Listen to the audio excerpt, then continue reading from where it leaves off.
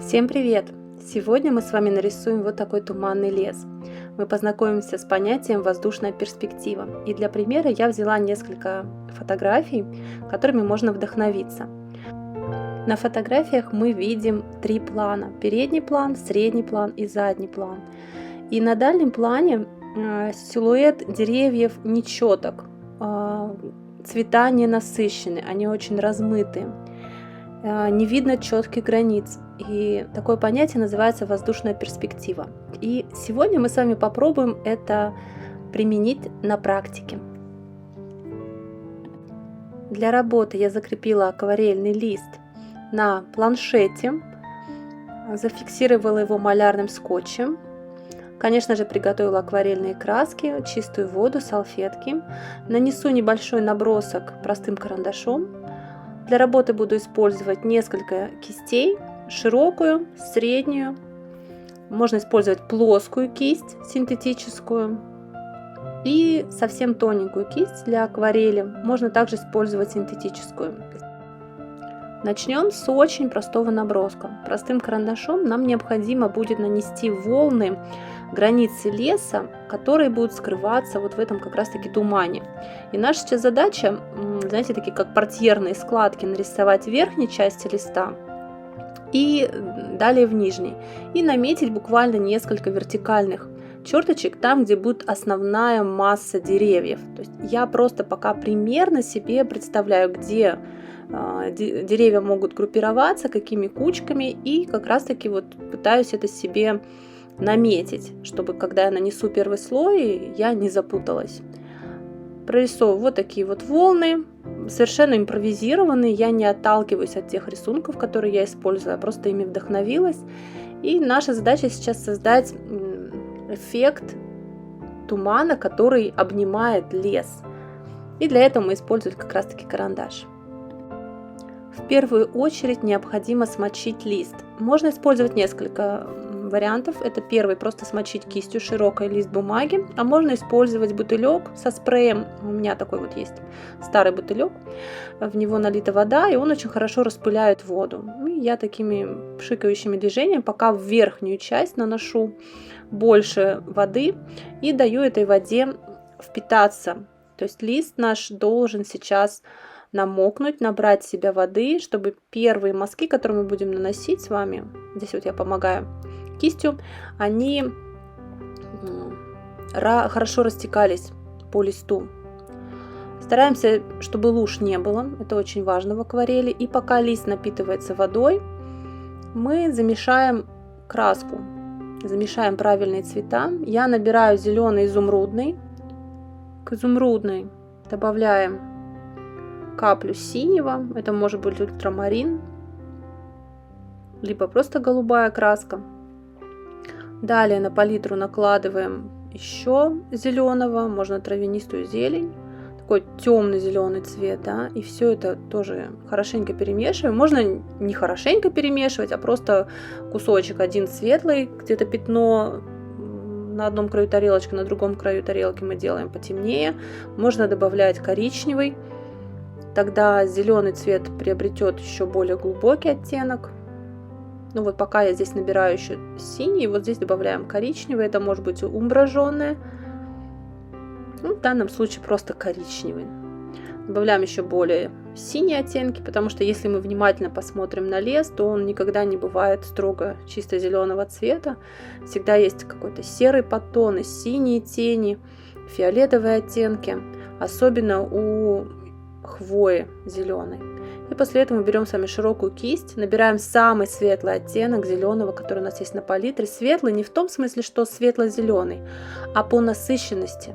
Да? То есть не берем очень много краски, берем максимально разбавленную краску. Можно еще добавить воды, если вам кажется, что лист уже, видите, пока мы намешали краску, он пересох. Еще можно добавить воды предварительно перед тем, как наносить первый слой краски.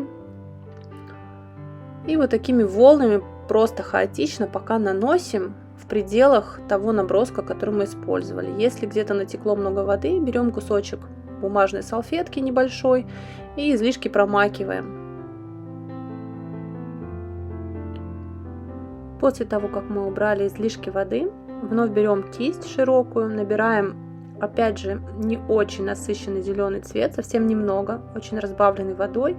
И такими вертикальными штрихами, мазками пытаемся показать лес, который как раз-таки у нас на самом дальнем плане, который в тумане, и мы не видим его четких очертаний. Поэтому наша задача создать вот эту вертикальную линию, вертикальность деревьев и линии, которые как раз-таки растекаются по влажному листу, они через пару минут они расползутся, растекутся и создадут как раз-таки нам вот этот вот эффект дерева, который стоит где-то очень далеко вдали.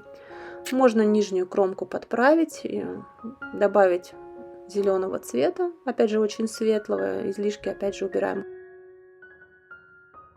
Дальше смотрим по обстоятельствам. Пока нижняя часть листа все такая же влажная, мы набираем опять очень разбавленную зеленую краску и очень хаотичными движениями, но при этом легкими, по нашей линии закрашиваем этот силуэт. Обязательно оставляем в середине границу не закрашенную, то есть нам нужно оставить там вот этот слой густого белого тумана. Поэтому постарайтесь, чтобы в том месте, в середине листа, на стыках двух зеленых линий у нас с вами не получилось слишком много пересечений. Набираем на кисть опять зеленый цвет, можно чуть более насыщенным его взять, и вертикальными легкими штрихами, поглаживающими такими. Стараемся разной высоты делать деревья. И если вдруг у вас нижняя кромка получается очень плотной, то размывайте ее сразу аккуратненько водичкой. Повторно проходимся еще раз. Делаем легкие штрихи сверху, снизу, попробуйте как лучше.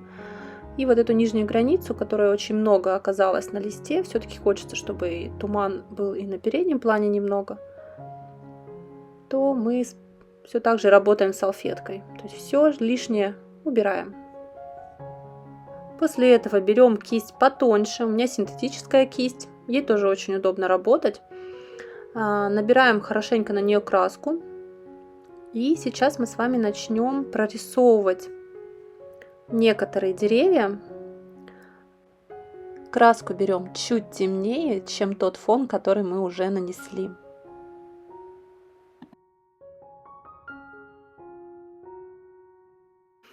Я выбрала место, где по суше. Рисуем вертикальную линию и вот такими вот колеблющимися движениями прорисовываем на еле лапы с хвоей. Где-то можно их немного задрать вверх. Можно прорисовывать их точечками, резкими такими движениями влево-вправо, что как раз-таки создаст вот это ощущение ветки, которая направлена лапа вверх. Нижнюю часть еле размываем, чтобы не было четкой границы. Можно набрать еще раз цвет и пройтись вдоль ствола и немного такими точечными движениями влить еще немного краски. Дать этой елочке просыхать возможность. И приступим к следующей. Такими же дергающимися движениями или танцующими движениями. То есть кисть не имеет четкой какой-то последовательности. Здесь нужно вам самим попытаться выбрать эту схему движения руки, чтобы она имитировала ветви елок, елей, сосен. Но, опять же, они бывают все очень разные, поэтому вообще нет ничего страшного в том, что они получатся. Одна будет отличаться от другой. У нас нет задачи сделать их совершенно ровными. Наша задача как раз-таки сейчас создать вот эту массу деревьев. И это потребует достаточного времени. Кое-где штрихами, тонкой кистью, я взяла кисть еще тоньше и прорисовываю такие тоненькие линии вертикальные. Это стволы. Где-то поодаль можно нарисовать еще одну ель. Опять же, максимально светлыми оттенками пока работаем. Потому что после просыхания, если вам покажется, что недостаточно где-то, елок, то можно их всегда добавить. Вот здесь вот мне захотелось добавить чуть больше зеленого цвета. И тут же размываем это все водой и также прорисовываем вертикальные силуэты елок. Переходим к другому кусочку нашей работы. То есть вы здесь можете выбрать сами последовательность, где вам хочется, но я всегда стараюсь отталкиваться от самых крупных деревьев и уже вокруг них прорисовывать такие группы деревьев, которые рядом с ними расположены.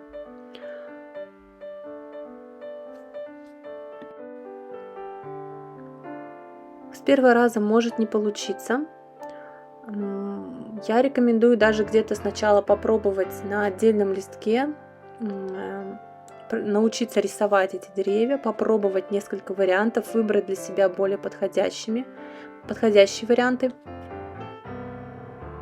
И после того, как вы выберете вариант, который у вас получается лучше всего, вот его и используйте.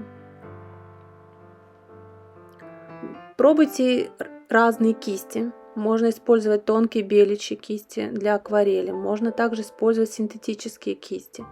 Есть кисти плоские. И этими кисточками тоже очень хорошо рисовать хвою.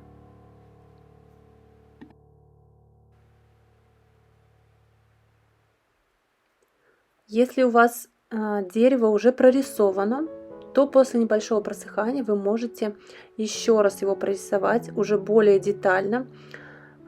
Интересны варианты, когда вы рисуете полусухой кистью, как вот в данном случае я делаю. Я набираю краску с палитры в том месте, где она успела уже подсохнуть.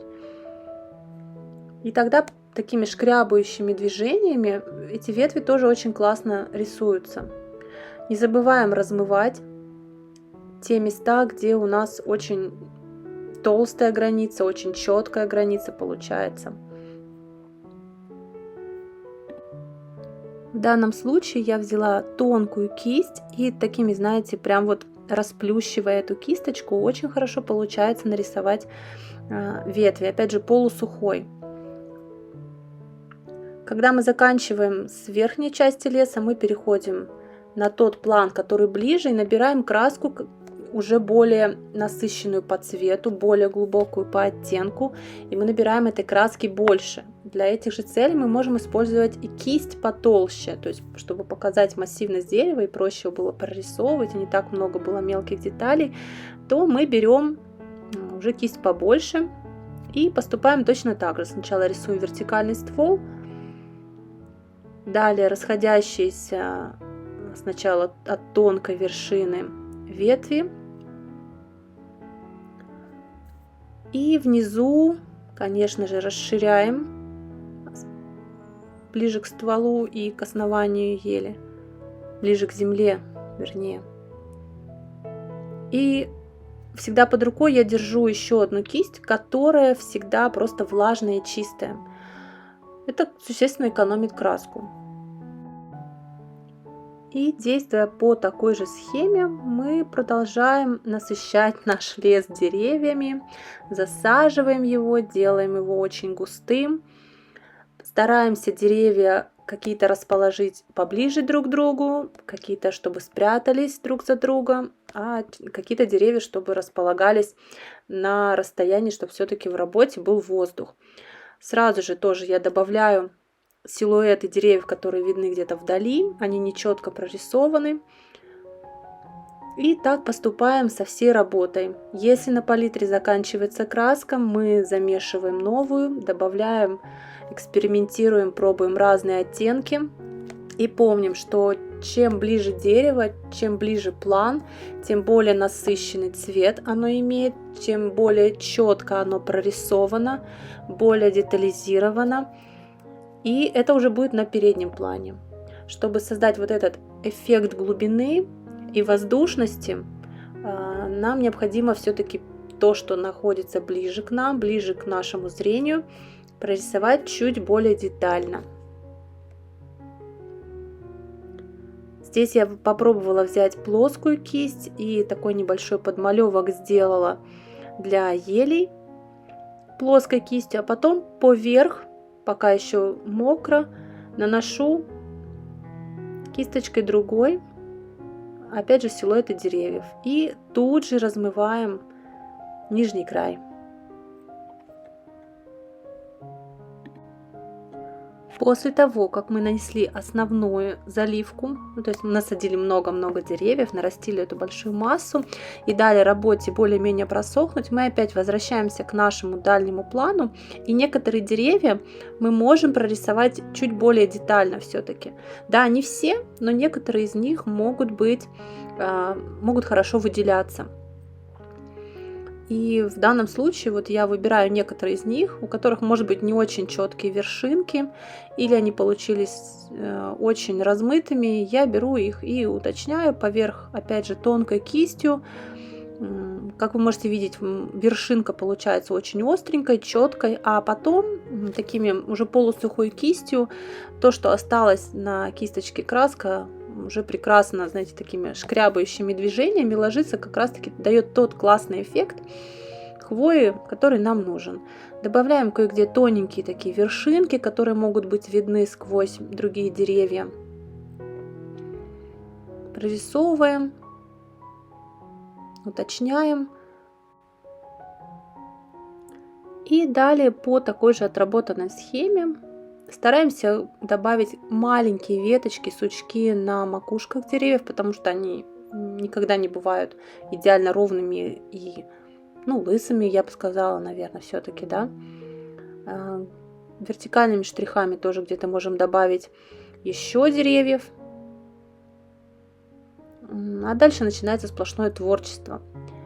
Если вам очень сложно рисовать и тяжело придумывать себе сюжет, то найдите картинку в интернете, которая бы вас удовлетворила, устроила, на которой будут хорошо видны деревья, то, как они устроены, и положите эту картинку рядом с собой, и поверьте, когда будете на нее смотреть, будет рисовать гораздо проще. Тем более, если вы это делаете впервые, у вас нет опыта, то картинка рядом всегда очень-очень хорошо помогает.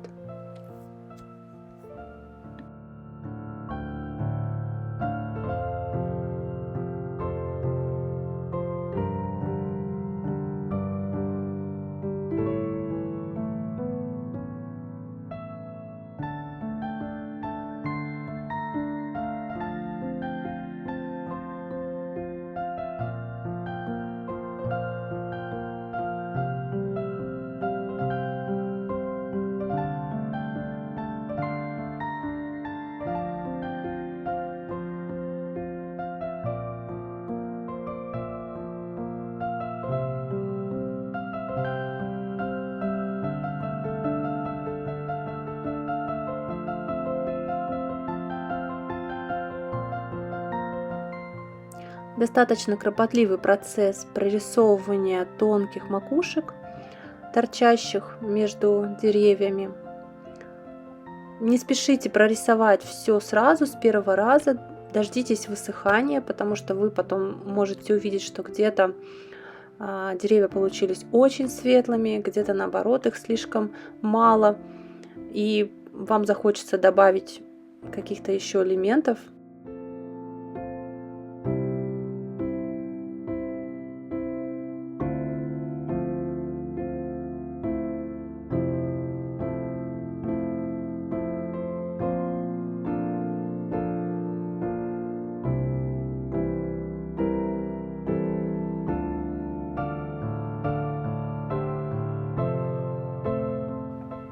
После высыхания можно еще раз повторно пройтись более насыщенной краской по некоторым деревьям, которые расположены на переднем плане, добавить им более глубокого зеленого цвета, больше теней.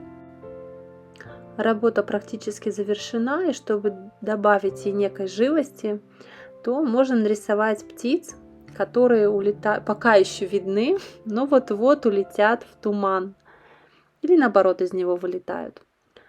Но мы их нарисуем так, чтобы они были видны и создавали видимость того, что лес все-таки живой, хоть и окутан густым туманом. После того, как работа окончательно просохла, Очень аккуратно убираем скотч, чтобы он не оторвал верхний слой акварельной бумаги, не испортил нашу работу. Вот такая замечательная картина леса елового у нас с вами получилась. Нам удалось с вами показать вершины деревьев, которые расположены где-то на дальнем плане. Мы видим, что да, где-то там в лесу за туманом растворяется лес, и на переднем плане мы видим чуть более четко прорисованную картину. Я очень надеюсь, что у вас все получилось. Рисуйте больше, подписывайтесь на мой канал и увидимся в следующий раз. Всем пока!